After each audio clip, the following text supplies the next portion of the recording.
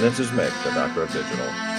And welcome to Love Letters. Love Letters are a collection of love stories of people get lost, get crazy in the name of love. Another week, another great episode. Love Letters Part 1, Ancient Wisdom for Modern Dating in 2025. Yes, indeed. Part one, because eventually there will be a part two. But this is about ancient wisdom for modern dating in 2025. It's a conversation on slow dating, intentionality, and covenant love. From algorithm fatigue to intentional connection, the return to slow dating. Indeed, Mr. Meg, 2025 dating landscape is witnessing something remarkable. Singles are rejecting the fast-paced, algorithm-driven approach of dating apps in favor of what's being called slow dating and intentional connections. People are exhausted by endless sweeping and the illusion of infinite options.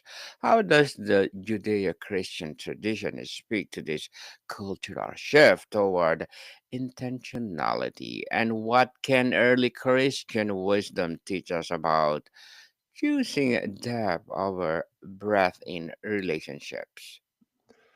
This is one of the most helpful developments I've seen in modern dating culture, and it represents nothing less than a return to ancient wisdom that has always understood a fundamental truth. Meaningful connection cannot be rushed, commodified, or algorithmized into existence. What we're witnessing in 2025 is not innovation, but rediscovery, the recognition that the transactional model of dating has failed to deliver what the human heart truly desires. The early Christian concept that speaks more powerfully to this moment is what the Greek New Testament calls purposefulness or intentionality. The apostle Paul uses this term in Romans 8:28 when he speaks of those called according to his purpose. This isn't accidental wandering or casual experimentation. It's movement with direction, vision, and commitment.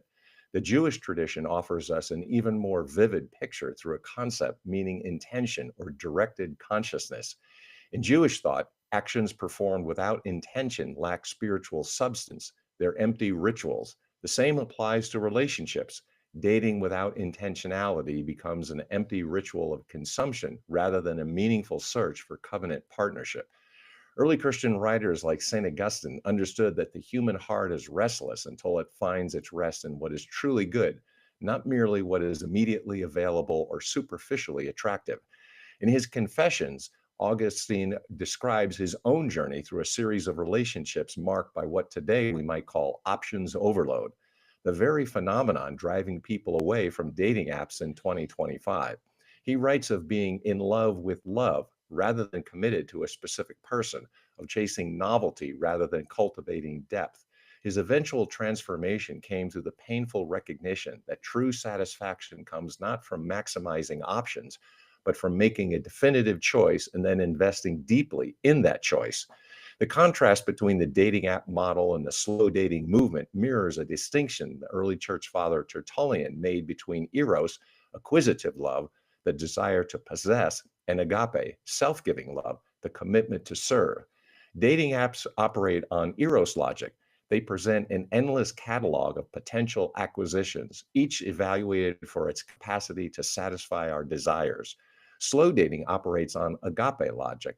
It prioritizes the patient cultivation of mutual understanding, the willingness to see beyond surface attributes, and the courage to commit before all uncertainty is removed. Contemporary psychological research validates this ancient wisdom. Dr. Barry Schwartz's work on the paradox of choice demonstrates that when people face too many options, they experience increased anxiety, decreased satisfaction, and persistent regret about roads not taken. His research shows that maximizers, people who insist on examining all available options, are consistently less happy than satisficers, people who establish clear criteria and commit to the first option that meets those criteria. This is precisely what the slow dating movement recognizes. that the endless pursuit of the perfect match actually undermines our capacity for satisfaction with the good match we've already found. The Jewish concept of believing that each person has a divinely intended partner offers a powerful antidote to the paralysis of infinite choice. While Christians might not embrace a strict predestination in romance, the principle behind the Jewish tradition is profound. There comes a moment when continued searching becomes avoidance, when the refusal to commit reflects not wisdom but fear. That Talmud teaches that 40 days before a child is born, a voice from heaven announces who that child will marry. While we need not take this literally, the spiritual truth is clear. At some point, we must trust that the person before us is the person we're meant to choose, and then we must do the sacred work of making that choice meaningful through covenant commitment. Dr. John Gottman's research on successful marriages reinforces this ancient wisdom. His decades of studying couples reveal that lasting relationships are not built on finding the perfect partner, but on choosing the good enough partner and then building what he calls love maps, detailed knowledge about each other's inner worlds. This requires time, patience, and the intentional decision to stop shopping and start building. Slow dating creates the space for this kind of deep knowing that swipe culture systematically destroys. In conclusion, the ancient emphasis on covenant intentionality affirms the 2025 movement towards slow dating, revealing that the pursuit of depth over breadth is relationships is not a new trend, but a return to timeless wisdom that has always recognized meaningful connection requires time, presence, and the deliberate choice to value commitment over the illusion of infinite possibility.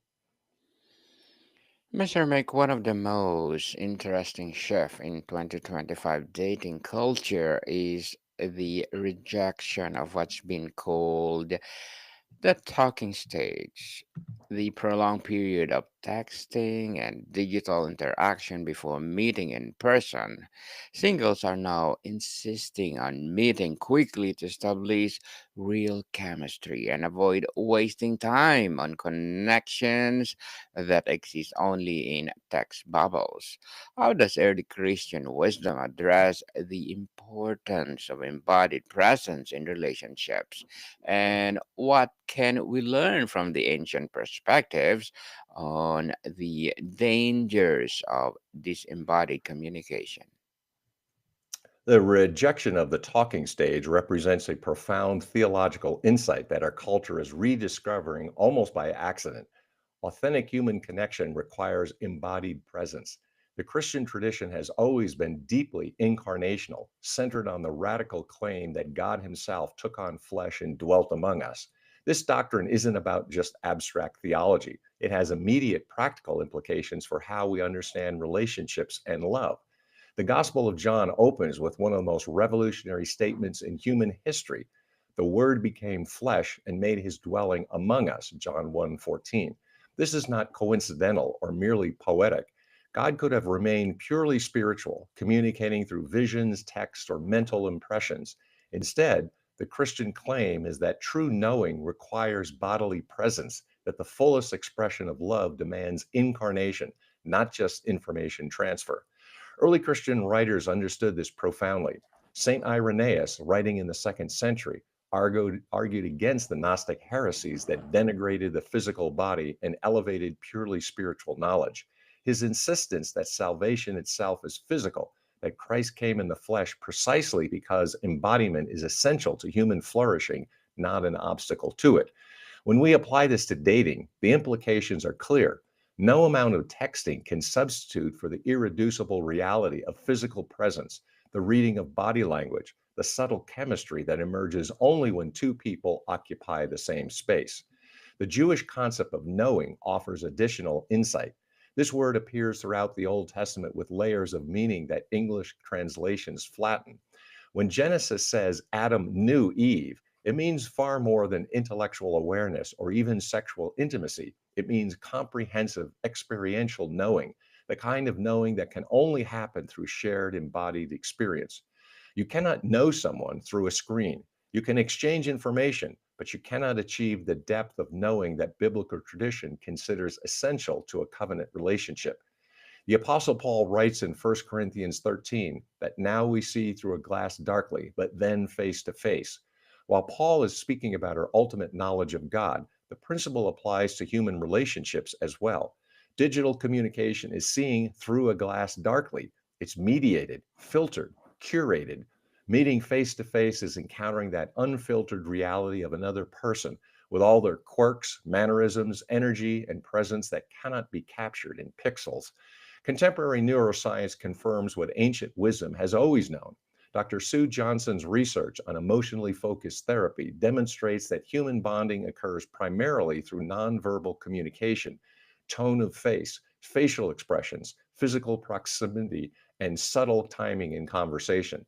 Studies show that up to 93% of emotional communication is nonverbal. When we limit ourselves to the talking stage, we're trying to build connection using only 7% of the available channels of human communication. It's like trying to hear a symphony through a telephone. Something essential is inevitably lost. The Desert Fathers and Mothers of the 4th and 5th centuries provide a cautionary example. These early monastics withdrew to physical isolation to pursue spiritual perfection, but their writings reveal a consistent pattern. Letters and messages, no matter how spiritually profound, could never fully substitute for face to face spiritual direction. St. Anthony the Great insisted that would be disciples come to him in person, recognize that transformation happens through embodied encounter, not just textual instruction. There's also a practical wisdom here about avoiding what psychologists call the idealization trap. When we spend weeks or months texting before meeting, we inevitably construct an idealized image of the other person. We fill in the gaps in our knowledge with projections we hope they are. Then, when we finally meet in reality, reality crashes against fantasy and disappointment is almost inevitable. The 2025 movement to meet quickly is actually an act of humility. It's the recognition that we need reality checks before we invest emotionally in a fantasy.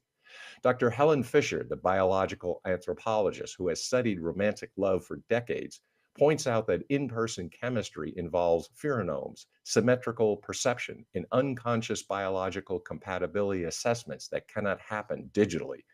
Meeting quickly isn't about rushing. It's about ensuring that we're building on actual compatibility rather than textual compatibility, which may be an entirely different thing. The early Christian emphasis on community and physical gathering for worship reinforces this principle.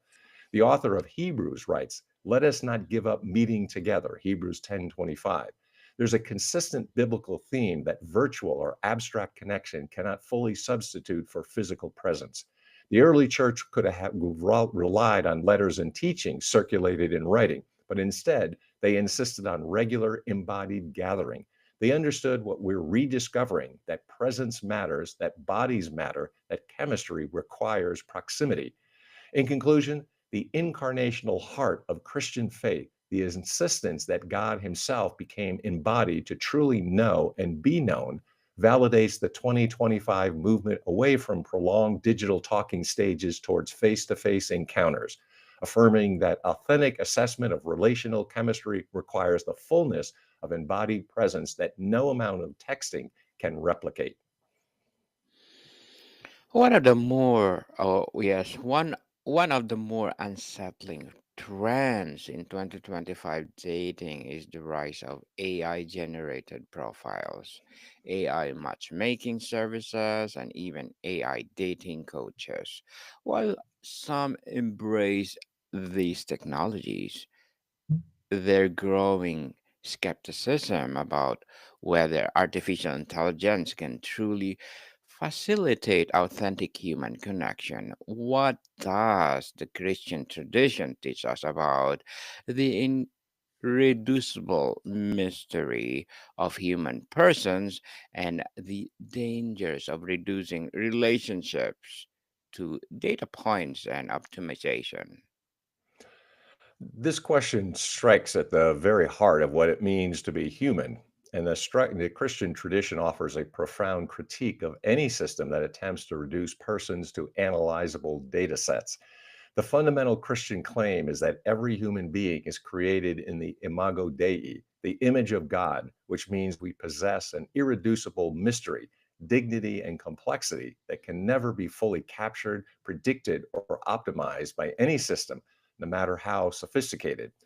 Let's start with the early church's understanding of personhood. The Cappadocian Father, St. Basil the Great, St. Gregory of Nazianzus, and St. Gregory of Nyssa developed a theology of personhood in the fourth century that remains revolutionary. They argued that persons are not just individuals or collections of properties that can be cataloged. Rather, personhood involves a unique, unrepeatable existence that transcends all categories. You cannot reduce a person to their attributes because personhood exceeds the sum of measurable characteristics. This is precisely what AI dating systems attempt to do, and precisely why they fundamentally misunderstand human relationships. The Jewish tradition offers a complementary insight to the concept of being created in God's image. The medieval Jewish philosopher Maimonides argued that this image consists not in physical attributes, but in our capacity for free will, creativity, and moral agencies. AI systems, by definition, operate on patterns, predictions, and optimization. They can analyze what has worked in the past, but they cannot account for the radical freedom that defines human persons, our capacity to surprise, to choose against our patterns, to be transformed by love in ways that defy prediction. Consider what happens when we allow algorithms to mediate our romantic choices. AI matching systems analyze data points, age, education, interests, past relationship patterns, and communication styles. They identify statistical correlations. People with X characteristics tend to be compatible with people who have Y characteristics. But love is not a statistical correlation. The early Christian understanding of agape, self giving love, involves a movement towards self and beyond self interest and calculation. It's the willingness to choose someone not because they optimize my preferences, but because I commit to their flourishing as an end in itself. St. Augustine writes in The City of God about two kinds of love of self to the contempt of God, and the love of God to the contempt of self. AI dating systems, regardless of their sophistication, can only optimize love of self. They can only help us find someone who maximizes our preferences, satisfies our desires, and meets our criteria. They are structurally incompatible of facilitating the love of God, that self-transcending love that sees the other as infinitely valuable, not because they meet my needs, but because they bear the image of God. There's a deeper theological problem here: the reduction of mystery to information. The Jewish mystical tradition speaks of the idea that God's essence can never be fully known or contained, that there's always an infinite depth that exceeds our understanding. In human terms, this means that every person contains unfathomable depths that can never be fully mapped or predicted. When we rely on AI to tell us who we should love, we're implicitly denying this mystery. We're saying that persons can be known exhaustively, that compatibility can be calculated, and that love is a puzzle to be solved rather than a mystery to be entered. Contemporary philosopher Dr. Martin Buber, drawing on Jewish tradition, distinguished between I it and I thou relationships.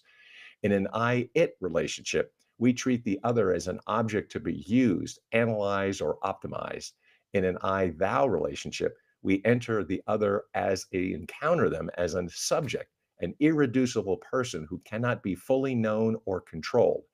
AI dating systems necessarily operate in I it mode. They cannot facilitate a genuine I thou encounter because they reduce persons to analyzable objects, dating and data points to be matched and optimized. Dr. Jerry Turkle's research at MIT has documented how increased reliance on algorithmic mediation in relationships correlates with decreased capacity for genuine intimacy. When we outsource romantic decision making to AI, we atrophy the very capacities, intuition, risk taking, vulnerability that make deep connection possible. The early Christian tradition would call this form of spiritual sloth the refusal to do the difficult work that love requires, the desire for a shortcut that bypasses the necessary struggle. Consider Jesus' parable of the pearl of great price in Matthew 13. The merchant doesn't use an algorithm to find the perfect pearl. He searches actively, uses his judgment, takes a risk, and when he finds something of surpassing value, he sells everything to obtain it. This is the biblical model of finding love, active searching combined with intuitive recognition and courageous commitment, not passive waiting for an algorithm to deliver an optimized match. The early monastics understood that spiritual discernment, the capacity to recognize what is truly good versus what merely appears good, requires patience, wisdom, and often the counsel of experienced spiritual directors. But it cannot be systemized or automated. The same applies to romantic discernment. We develop the capacity to recognize a good partner through experience, reflection, prayer, and the wisdom of community, not by outsourcing this decision to an algorithm that knows nothing of the human heart. That's also the practical problem of what engineers call overfitting, when a system becomes so optimized for specific criteria that it loses flexibility and cannot adapt to new circumstances. AI dating systems optimize for your stated preferences, but psychologists have long known that what we say we want often differs dramatically from what we actually makes us happy. The biblical understanding of human self knowledge is far more humble. The heart is deceitful above all things, Jeremiah 17:9. We need encounters with real people who challenge our assumptions, not algorithms that reinforce our existing preferences. In conclusion, the Christian doctrine of persons as bearers of the divine image, possessing irreducible mystery, freedom, and infinite worth, fundamentally challenges the AI dating pattern, affirming that authentic love requires the courage to encounter real persons in their incomputable complexity rather than algorithmically optimized simulacra of compatibility. Mr. Mick, one of the more mature developments in 2025 dating culture is the movement away from ghosting towards what being called conscious uncoupling, the practice of ending relationships with accountability, honest and conversations, and mutual respect.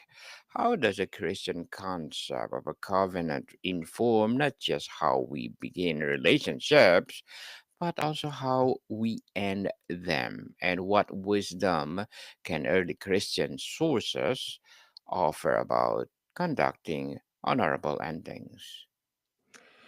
This question reveals something profound about the difference between a contract and a covenant that many people miss. A covenant doesn't just govern how you enter a relationship, it governs how you conduct yourself throughout the relationship and, when necessary, how you exit with integrity. The movement toward conscious uncoupling is actually a partial recovery of covenant ethics, even if most people don't recognize it in those terms. Let's start with the fundamental Christian virtue of veritas, truthfulness. St. Augustine argued that lying is always wrong, not primarily because of external consequences, but because it violates the fundamental order of reality and damages the liar's own soul. When we ghost someone, when we simply disappear without explanation, we are committing a form of lie. We're implying through our silence that the other person doesn't deserve truth, doesn't merit an explanation, doesn't possess the dignity that would require us to face them directly. The Jewish tradition offers powerful resources here to the concept of harmful speech and its opposite, speech that builds up and restores. The Talmud teaches that the tongue has the power of life and death, that words create worlds. Conscious uncoupling recognizes this power. The words we use to end a relationship can either wound or heal. We can either leave the other person with dignity intact or crush their self worth. The rabbinic tradition insists that even when we must deliver difficult truths, we must do so with compassion and loving kindness. Early Christian wisdom on fraternal correction provides a model. In Matthew 18:15 through 17, Jesus outlines a process for addressing wrongs within the community that prioritizes direct conversation. If your brother sins against you, go and tell him his fault between you and him alone. This principle applies to relationship endings. The first ethical obligation is direct communication, not avoidance, not indirect messages, not simply disappearing. You owe the other person the dignity of a face to face, or at a minimum, voice to voice conversation about why the relationship isn't working. St. Benedict's rule, written in the 6th century for monastic communities, includes detailed instructions about how departing monks should be treated. Even when someone leaves the community, They are to be treated with respect and given proper closure.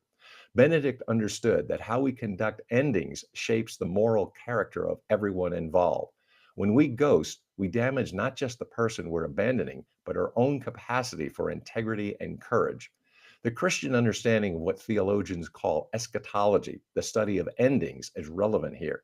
The biblical worldview insists that endings matter, that how we finish is as important as how we begin.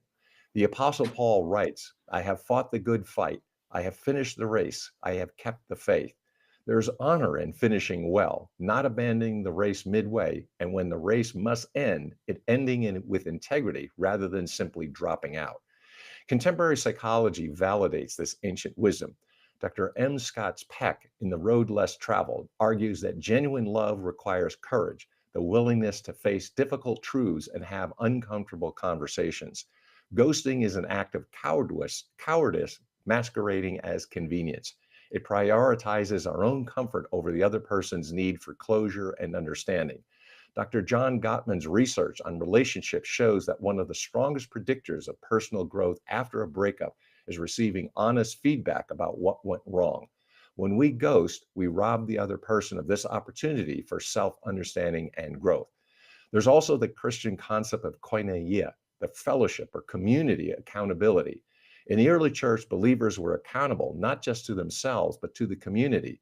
The modern practice of ghosting reflects a hyper individualistic ethic that says, I owe you nothing if I've decided I don't want to continue this relationship. But covenant ethics insists that we remain accountable, even in endings. Just as you cannot unilaterally dissolve a business contract without notice, you cannot ethically dissolve a relational bond, even a dating relationship, without proper communication. The medieval concept of caritas, charity or love properly ordered, is instructive.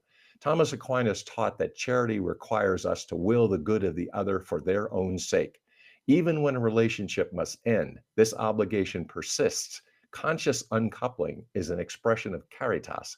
I may not be able to continue this relationship, but I can still will your good by providing an honest explanation, affirming your worth, and treating your need for closure as legitimate. Let's be clear about what this doesn't mean. Covenant ethics does not require staying in harmful relationships, tolerating abuse, or providing endless explanations to someone who refuses to accept your decision. The early church recognized situations where distance was necessary for safety and flourishing, but it does mean that before we exit, we make a good faith effort to communicate honestly. We provide a reasonable explanation, and we treat the other person with the dignity befitting someone created in God's image. The practice of confession in Christian tradition offers an interesting parallel. When we've wronged someone, we're called to acknowledge it directly, not just to move on and hope they forget. Ending relationship without explanation is a bit like leaving a community with ever addressing the impact of our departure. It treats relationship as purely transactional, something we can exit the moment it no longer serves our interests, rather than covenantal, where our obligations persist even as the relationship's form changes. Dr. Brene Brown's research on vulnerability and courage reinforces this ancient wisdom. She found that people who live wholehearted lives, lives characterized by courage, connection, and compassion, are those who are willing to have difficult conversations, to be honest even when it's uncomfortable, to choose integrity over ease. Conscious uncoupling is a practice in wholeheartedness. It's choosing to be fully human, fully responsible, fully courageous, fully compassionate, even in the midst of disappointment and endings. In conclusion, the covenant model shapes Christian ethics, applies not just to how we enter and sustain relationships, but also how we conduct endings, affirming that even when romantic connection must cease, our obligation to treat the other person with truthfulness, dignity, and compassion, clarity continues, making conscious uncoupling not a modern innovation, but a recovery of the ancient virtue of honorable conduct in all circumstances. Mr. Meg, thank you so much for sharing your knowledge and wisdom today. And people, ancient wisdom of modern dating in 2025 remind us that while technology has transformed how people connect, The timeless principles of love, respect, and balance remain at the heart of meaningful relationships. Mr. Mike, would you like to plug in something? Thank you for the opportunity. Write the book, grow the business. Connect with me on LinkedIn, GMIC, the Dr. of Digital Smith, PhD. Also listen to the podcast, the Dr. of Digital podcast. And I also have a couple volumes on Amazon to pick up. That is Burning America and On Track, Ian Hunter. Yes, people, let's support Mr. Mike, the Doctor Digital. And can you please listen to our baby podcast, Mental Health 101? Mental Health 101 is created to empower our mental health awareness. So, Mr. Mike, thank you so much for your time. Thank you. Until next time, stay as well. More to come, people. See you soon.